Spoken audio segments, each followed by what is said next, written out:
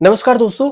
आज एक नई वीडियो फिर से मैं आपको आज बता रहा हूं और ये है बंगाल में जो कोलकाता की आरजी कर अस्पताल के जो ट्रेनी डॉक्टर और उसी को जो रेप और हत्या की गई थी उनकी, उसके बाद बंगाल सरकार ने एक कानून लाया है। बंगाल सरकार लाई और इसमें पूरा विस्तार से बताया गया है कि बंगाल के विधानसभा में एंटी रेप बिल को पास किया गया है। तो फिर सवाल ये उठता है कि आखिर ये एंटी रेप बिल है क्या और क्या इतना आसान है कि किसी भी अ, हत्यारे को, किसी भी रेपिस्ट को फांसी दिलाना? कौन-कौन सी बाधाएं आती हैं? क्या कानून है? आपको ये इस वीडियो में पूरे विस्तार से बताते हैं। आप हमारे साथ बने रहिएगा और अगर वीडियो आपको अच्छी लगे तो लाइक जरूर कीजिएगा, शेयर कीजिएगा, चैनल को सब्सक्राइब कर लीजिएगा। जो अस्पताल में ट्रेनी डॉक्टर की रेप और हत्या हुई थी, उसके बाद बवाल मचा। जूनियर डॉक्टर कोलकाता पुलिस मुख्यालय के सामने धरना प्रदर्शन कर रहे हैं और पीड़ित डॉक्टर के लिए न्याय की मांग कर रहे हैं। लेकिन इस सब के बीच में बंगाल के विधानसभा में 2 दिवसीय विशेष सत्र भी बुलाया गया और 3 सितंबर को यह आखिरी सत्र था और एंटी रेप बिल इसमें पारित भी हो गया। इससे पहले ममता बनर्जी सरकार ने इस बिल को अपराजिता महिला एवं बाल विकास पश्चिम बंगाल आपराधिक कानून संशोधन 2024 को विधानसभा में पेश किया था। विधायक में क्या कुछ है वो पहले समझ लीजिए। विधायक में है क्या? महिलाओं के उत्पीड़न और बलात्कार के मामलों में कठोरतम सजा दी जाएगी, ये बात कही गई है। पॉक्सो अधिनियम के तहत प्रावधानों को कड़ा किया गया है और बलात्कारियों को, रेपिस्ट के जो करतूत हैं उनके परिणाम के स्वरूप पीड़िता की मृत्यु हो जाती है, मतलब रेप और में मौत हो जाती है तो गंभीर मस्तिष्क की क्षति होती है, तो रेपिस्ट के लिए मृत्यु दंड का प्रावधान भी है। विधायक के तहत यह भी बताया गया है कि अपराजिता टास्क फोर्स का गठन किया जाएगा। इसमें प्रारंभिक रिपोर्ट के 21 दिनों के भीतर ही सजा दी जाएगी। जब केस दर्ज होगा उस दिन नर्सों और महिलाओं डॉक्टरों की आवाजाही वाले मार्गों को कवर किया जाएगा। इसके लिए राज्य सरकार ने 120 करोड़ रुपए की मंजूरी भी दे दी है। इस विधेयक में हर तरफ सीसीटीवी कैमरे लगाए जाएंगे। रात्रि साथी नाम से एक ऐप बनाया जाएगा और इसका प्रावधान किया जाएगा, जिसके तहत महिला 12 घंटे ड्यूटी करेंगी और जरूरत पड़ने पर डॉक्टर अपनी ड्यूटी बढ़ा सकते हैं। रात में काम करने वाली महिलाओं को पूरी तरह से सुरक्षा दी जाएगी, जो बात कही गई है। इसमें यह भी कहा गया है कि पश्चिम बंगाल विधानसभा में एंटी बिल पारित अब कर दिया गया और कई घंटों की चर्चा के बाद इस बिल को पारित किया गया। विपक्ष ने हंगामा भी किया, थोड़ी बहुत हंगामे भी हुई, विरोध प्रदर्शन भी हुई। इस बिल पर आधिकारिक नाम जो है उसका समझ लीजिए कि अपराजिता महिला एवं बाल जो है पश्चिम बंगाल आपराधिक कानून संशोधन 2024 दिया गया। अब सवाल ये कि रेपिस्टों को फांसी देने में कितने रोड़े हैं? क्या ममता का अपराजिता बिल बन पाएगा महिला सुरक्षा की गारंटी? सजा के बावजूद क्यों नहीं मिल पाती है फांसी? इसे समझना बेहद जरूरी है, क्योंकि कई सारे ऐसे केस आ चुके हैं। रेप के दोषियों को फांसी की सजा का प्रावधान पहले से ही कानून में है और हर साल रेप के कई मामलों में दोषियों को फांसी की सजा सुनाई भी जाती है। लेकिन बीते 20 सालों में रेप और मर्डर के मामलों में 5 दोषियों को ही फांसी की सजा दी गई है। सिर्फ 5 दोषी को फांसी की सजा दी गई। निर्भया के जितने दोषी थे उनको। क्या फांसी की सजा का कोई विकल्प है? दोषियों की मौत की सजा देने का विरोध भी होता है। सुप्रीम कोर्ट ने भी कई फैसले में माना है कि मौत की सजा केवल रेपिस्ट ऑफ द रेयर मामलों में ही दी जानी चाहिए। 1980 की बात है, जब बच्चन सिंह बनाम पंजाब सरकार का एक फैसला सुनाते हुए सुप्रीम कोर्ट ने टिप्पणी की थी और माना था कि उम्र कैद नियम है जबकि सजाए मौत अपवाद। ये बात सुप्रीम कोर्ट ने कही थी, उम्र कैद नियम है और सजाए मौत अपवाद। 1983 में मच्छी सिंह बनाम पंजाब सरकार के मामले में भी सुप्रीम कोर्ट ने 5 ऐसी परिस्थितियां तय की थी जिसमें अदालतें दोषी को फांसी की सजा दे सकती है। ये परिस्थितियां थी: हत्या करने का तरीका, हत्या का मकसद, अपराध की असामाजिक या घृणित प्रकृति, अपराध की भयावता और पीड़िता का व्यक्तित्व। और इस फैसले में सुप्रीम कोर्ट ने यह भी कहा था कि अदालतों को अपने फैसले में से भी साफ करना होगा कि क्यों दोषी को आजीवन कारावास की सजा देना नाकाफी था और मौत की सजा के देने के अलावा और कोई विकल्प नहीं था। ये बात अदालत को बतानी होगी। अब चलते हैं 2009 में। मई 2009 में संतोष कुमार सतीश भूषण बरियार बनाम महाराष्ट्र सरकार मामले में सुप्रीम कोर्ट ने रेयरेस्ट ऑफ द रेयर की व्याख्या की थी। तब सुप्रीम कोर्ट ने कहा था कि किसी भी दोषी को फांसी की सजा जब तक नहीं दी जा सकती और नहीं दी जानी चाहिए जब तक कि आजीवन कारावास का विकल्प न बचे। सुप्रीम कोर्ट ने यह भी कहा था कि मौत की सजा सुनाते समय अदालतों को दो बातों का ध्यान रखना जरूरी है और रखनी चाहिए। पहला ये बताया था कि कोई मामला रेयरेस्ट ऑफ द रेयर है या नहीं है, इसकी जांच करें। दूसरा कि आजीवन कारावास का विकल्प है या नहीं है, उम्र कैद जिसको कहते हैं आप। इसी तरह अगस्त 2019 में भी एक मामले आए। सुप्रीम कोर्ट की 3 जजों की बेंच ने 2-1 से, मतलब 2 ने सहमति, 1 ने असहमति और दोषी की फांसी की सजा को बरकरार रखा था। हालांकि जस्टिस संजीव खन्ना ने इसे असहमति जताई थी और कहा था कि पिछले फैसलों में सुप्रीम कोर्ट साफ कर चुका है कि फांसी की सजा तभी होनी चाहिए जब उम्र कैद का विकल्प न बचे। जस्टिस खन्ना आगे अपने स्टेटमेंट में ये भी कहते हैं, टिप्पणी करते हैं कि आरोपी के बिना किसी दबाव के मजिस्ट्रेट के सामने अपना गुनाह कबूल कर लिया था, इसलिए उसे उम्र कैद की सजा देना सही होगा। आरोपी को ये भी देखना होगा कि आरोपी को एक नाबालिग का रेप कर उसकी हत्या करने और उसके नाबालिग भाई की हत्या के मामले में फांसी की सजा सुनाई गई थी। उस वक्त ये टिप्पणी दी थी। अब एक सवाल और कि क्या 10 दिन में फांसी की सजा देना मुमकिन है, जैसे बंगाल में मांग की जा रही है? बच्चों और महिलाओं के खिलाफ यौन अपराधों को रोकने के लिए समय समय पर कानून में बदलाव हुए हैं और बदले भी गए।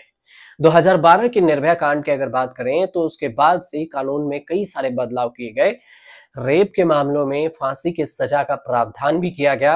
अब पश्चिम बंगाल की ममता सरकार के नए बिल में प्रावधान है कि रेप और मर्डर के मामलों की सुनवाई जल्द से जल्द पूरी की जाए। कहा जा रहा है कि रेपिस्ट को 10 दिन के भीतर फांसी की सजा दी जाएगी, लेकिन सवाल ये कि बिल में इसका जिक्र नहीं है। इस बिल में इस बात का जिक्र नहीं, लेकिन ऐसी खबरें आ रही है। ऐसे मामलों की सुनवाई फास्ट ट्रैक अदालत में होगी और हर साल जिन मामलों में दोषियों को फांसी होती है उनमें से ज्यादातर रेप और मर्डर के अपराधी हैं। दिल्ली की नेशनल लॉ यूनिवर्सिटी प्रोजेक्ट 39 की एक रिपोर्ट बताती है। ये नेशनल लॉ यूनिवर्सिटी के प्रोजेक्ट 39 की रिपोर्ट में कहते हैं, बताती है कि 2023 में सेशन कोर्ट ने 120 मामलों में फांसी सुनाई थी। इसमें से 64 यानी कि 53% मामले रेप और मर्डर से जुड़े थे। हालांकि अगर सेशन कोर्ट से फांसी की सजा मिल जाती है तो आपको हाई कोर्ट में भी गुहार लगा सकते हैं। हाई कोर्ट के बाद सुप्रीम कोर्ट का भी दरवाजा खुला होता है। सेशन कोर्ट जिला आधारित कोर्ट होता है।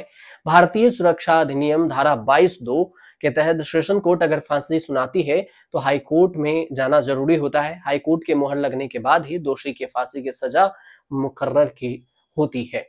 प्रोजेक्ट 39 की रिपोर्ट ये भी बताती है, 39 मतलब 39, ये भी बताती है कि 2023 में हाई कोर्ट के पास फांसी की सजा से जुड़े 80 मामले गए थे। इनमें से सिर्फ 1 मामलों में हाई कोर्ट ने फांसी की सजा को बरकरार रखा था। 36 दोषियों की फांसी की सजा को कम कर दिया गया था, जबकि 36 दोषियों को बरी भी किया गया था।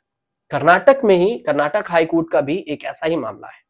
कर्नाटक हाई कोर्ट ने हत्या के दोषी बेलूरी थिपैया की फांसी की सजा को बरकरार रखा था। वहीं सुप्रीम कोर्ट ने फांसी की सजा के पाए गए 11 कैदियों के मामले पर सुनवाई पूरी की और इसमें से 3 दोषियों की सजा को सुप्रीम कोर्ट ने कम कर दिया था। 5 मामलों में 6 दोषियों को बरी किया गया, जबकि 2 दोषियों को मामले में सुप्रीम कोर्ट ने फिर से हाई कोर्ट के पास विचार करने के लिए भेज दिया गया। प्रोजेक्ट 39 की रिपोर्ट ये भी बताती है कि दिसंबर 2023 तक देश भर की जेलों में 561 कैदी ऐसे थे जिन्हें फांसी की सजा मिली थी। यह संख्या 19 साल में सबसे ज्यादा है। इस बात पर गौर करनी चाहिए। इससे पहले 2004 में ऐसे कैदियों की संख्या करीब 563 थी।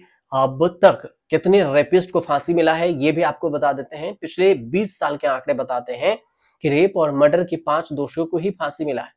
14 अगस्त 2004 को धनंजय चटर्जी को फांसी पर चढ़ाया गया। उसे 1990 में 14 साल के बच्चे से रेप और उसके बाद हत्या के मामले में फांसी की सजा सुनाई गई थी। उसके बाद 20 मार्च 2020 निर्भया के 4 दोषियों को फांसी मिली थी। 16 दिसंबर 2012 को दिल्ली में चलती बस में एक युवती के साथ रेप किया गया, बाद में उसकी मौत हो गई थी। उसे निर्भया नाम दिया गया था।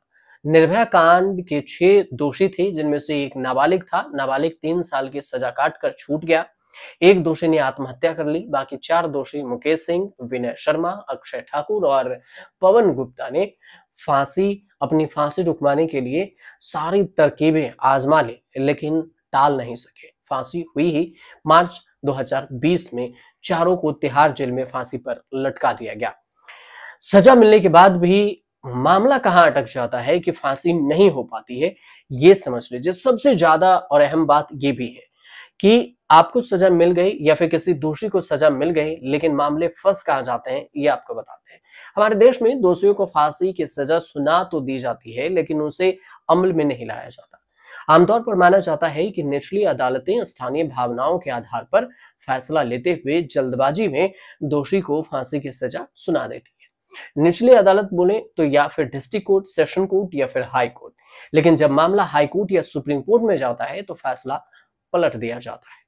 मई 2022 में मनोज कुमार बनाम मध्य प्रदेश सरकार में ऐसा ही केस एक सुप्रीम कोर्ट में पहुंचा। सुप्रीम कोर्ट ने ट्रायल कोर्ट की ओर से फांसी की सजा सुनाए जाने पर चिंता जताई थी। साथ में यह भी कहा था सुप्रीम कोर्ट ने कि फांसी की सजा सुनाने से पहले ट्रायल कोर्ट को दोषी से जुड़े सभी सबूतों पर अच्छे से विचार करना चाहिए था। साथ ही फांसी की सजा के मामलों में सरकारों को दोषी से जुड़ी सारी जानकारी और सबूत ट्रायल कोर्ट को देना ही होगा, ये बात कही गई थी। इसमें से आरोपी की उम्र हो, फैमिली का बैकग्राउंड हो, पढ़ाई का स्तर हो, कमाई का स्तर हो और उसका मनोवैज्ञानिक साइकोलॉजिकल स्तर, सिचुएशन कैसा था। इसी वजह से बंगाल वाले केस में आप देख रहे होंगे कि उसके सारे टेस्ट किए जा रहे हैं। अब पिछले साल अप्रैल में ऐसे ही एक मामले आए थे 2023 में सुप्रीम कोर्ट में। यह कहा गया था कि अगर दूसरा पक्ष फांसी की सजा की मांग करता है तो उसे ट्रायल कोर्ट में आरोपी के बैकग्राउंड की सारी जानकारी अदालत में देनी होगी। ये कहा गया, हालांकि कानूनन अगर ट्रायल कोर्ट से फांसी की सजा मिल भी जाती है तब भी उस पर हाई कोर्ट की मुहर जरूरी होती है। अगर मान लीजिए कि हाई कोर्ट भी फांसी की सजा को बरकरार रखता है तो दोषी के पास सुप्रीम कोर्ट जाने का भी विकल्प होता है। ऐसा नहीं है कि हाई कोर्ट के बाद कोई ऑप्शन नहीं बचता, लेकिन सुप्रीम कोर्ट से भी फांसी की सजा मिलने पर रिव्यू पिटिशन डाले जाते हैं और ये रिव्यू पिटिशन की बात करें तो क्यूरेटिव पिटिशन कहा जाता है, इसका विकल्प होता है। सारे कानूनी रास्ते खत्म होने के बाद दोषी के पास बचता है एक रास्ता, वो होता है राष्ट्रपति के सामने दया याचिका दाखिल करना। अगर राष्ट्रपति भी दया याचिका खारिज कर दे तो फिर कई बार दोषी दोबारा सुप्रीम कोर्ट जा सकता है और नहीं, अब इसके बाद मामले नहीं बचते।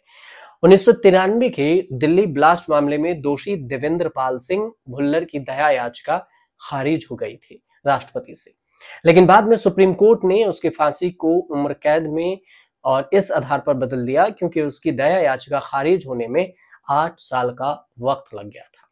रेप के मामलों में फांसी की सजा कब होती है और क्या कहता है हमारा कानून, ये समझ लीजिए। बीएनएस भारतीय न्याय संहिता की धारा, जो नई धारा है 101 जुलाई से भी लागू हुई, 1 जुलाई 2024 से, इसमें कहा गया है कि 65 में बीएनएस की धारा 65 में प्रावधान है कि अगर कोई व्यक्ति 12 साल से कम उम्र की बच्ची के साथ दुष्कर्म या दोषी पाया जाता है तो उसे 20 साल की जेल से लेकर उम्र कैद तक की सजा हो सकती है। इसमें भी उम्र कैद की सजा तब तक रहेगी जब तक कि दोषी जिंदा रहेगा। ऐसे मामलों में दोषी पाए जाने पर मौत की सजा का प्रावधान भी है। इसके अलावा जुर्माने का भी प्रावधान है। इन सारी चीजों का जिक्र बीएनएस में किया गया है। गैंगरेप के मामले में दोषी पाए जाने पर 20 साल से लेकर उम्र कैद और जुर्माने की सजा का प्रावधान है। बीएनएस की धारा 70(2) के तहत ये कहा गया है कि नाबालिग के साथ गैंगरेप का दोषी अगर कोई पाया जाता है तो उसे कम से कम उम्र कैद की सजा तो होगी ही, साथ ही मौत की सजा भी हो सकती है। ऐसे मामलों में जुर्माने का भी प्रावधान है।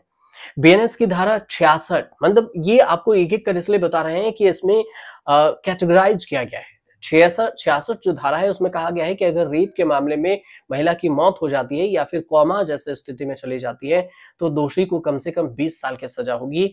इस सजा को बढ़ाकर उम्र कैद या फिर मौत की सजा यानी फांसी की सजा में बदला जा सकता है। इसके अलावा नाबालिगों के साथ होने वाले यौन अपराध को रोकने के लिए 2012 में एक और एक्ट लाया गया था जिसका नाम दिया गया था पॉस्को एक्ट। पॉस्को एक्ट लागू किया गया था और इसमें पहले मौत की सजा नहीं थी, लेकिन 2019 में इसमें संशोधित किया गया और ऐड ऑन किया गया कि इसमें भी मौत की सजा लगा दी जाए। इस कानून के तहत उम्र कैद की सजा मिली है तो दोषी को जीवन भर जेल में बिताने होंगे। इसका मतलब ये हुआ कि दोषी जेल से जिंदा बाहर नहीं आ सकता। तो ये इसी सब को देखते हुए पश्चिम बंगाल सरकार ने अब नई धारा लाई है, एंटी रेप अमेंडमेंट, जिसे संशोधन कहा जाता है। और इसी को लेकर काफी विवाद भी हुआ और आपको पता ही होगा कि बंगाल में आरजीकर मेडिकल कॉलेज में और अस्पताल में 8-9 अगस्त की रात को करीब 4 बजे एक महिला डॉक्टर की रेप की जाती है, उसे हत्या कर दिया जाता है और उसमें संजय राय नाम के शख्स को भी गिरफ्तार किया जाता है। मामला सीबीआई के पास है, जांच हो रही है, पूछताछ की जा रही है। उसमें से संदीप घोष जो आरजीकर मेडिकल कॉलेज के पूर्व प्रिंसिपल है, उसे भी अरेस्ट किया गया है। उस पर भी शक है कि ये पूरे मामले में संदीप घोष का ही नाम है। और अभी विवाद है, देश भर से ये मांग की जा रही है कि डॉक्टर की सुरक्षा पर कोई नया प्रावधान किया जाए। इसी वजह से बंगाल में एक नए अमेंडमेंट बिल लाए गए। आपको ये वीडियो कैसे लगे हमें जरूर बताइएगा कमेंट कर, और अच्छी लगी हो तो शेयर कर दीजिएगा, चैनल को सब्सक्राइब कर लीजिएगा ताकि हमें हौसला मिलते रहे और हम आपके लिए ऐसी जानकारी लेकर आते रहें।